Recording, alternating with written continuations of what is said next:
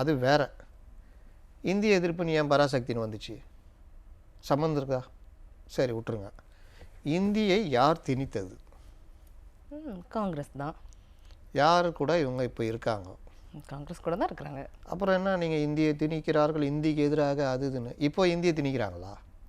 கேட்டால் இந்தியை திணிக்கிறேன்னு ஒரு இது உருட்டுறாங்க.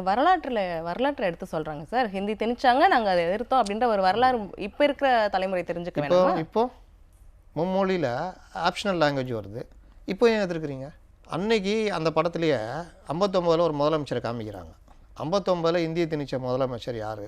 ராஜாஜி. அந்த ராஜாஜியுடைய சுதந்திர கட்சி கூட சேர்ந்து தான் 67 ஆட்சியை பிடிச்சிங்க.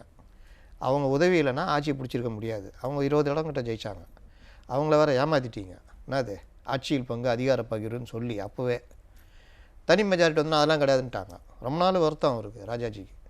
அப்போது இந்த விவகாரம் பாருங்கள், எப்படி பாருங்கள், யாரை இவங்க எதிரின்னு காமிக்கிறாங்களோ அவங்க கூட கூட்டணி வச்சு தான் ஆட்சியை பிடிக்க முடிஞ்சுது. இந்த படத்தெல்லாம் வச்சுக்கிட்டோ இந்த மாதிரி வசனங்கள் பேசிட்டோ உங்கள் கனவை சொல்லுங்கள், அதை செய்கிறோம், தமிழகம் குனியாது, தமிழகம் தலை நிமிர்ந்து நிற்கும், தமிழகம் போராடும், தமிழகம் வெல்லும், இதெல்லாம் வச்சுக்கிட்டுலாம் இன்றைக்கி எல்லாம் புரிஞ்சிட்டாங்க.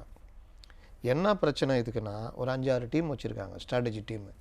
அவங்களுக்கு வேலை கொடுக்கணும்ல, என்ன பண்ணுறது? அப்போ தலைவரே தமிழகம் தலை நிமிருமா? கண்டிப்பாக நிமிரும், போடு. ஆனால் படம் ரிவ்யூ நம்ம வேலை கிடையாது, அதெல்லாம் சிஎம் பார்த்துக்குவாப்புல.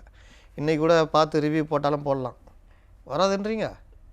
கண்டிப்பாக இருக்கிற சார். அவருக்கு வேலை பிஸி சார், 1008 வேலை இருக்கும். எதிர்க்கட்சி தலைவர் கூட அவர் கூட உட்கார்ந்து விவாதம் பண்ணுறதுக்கே நேரம்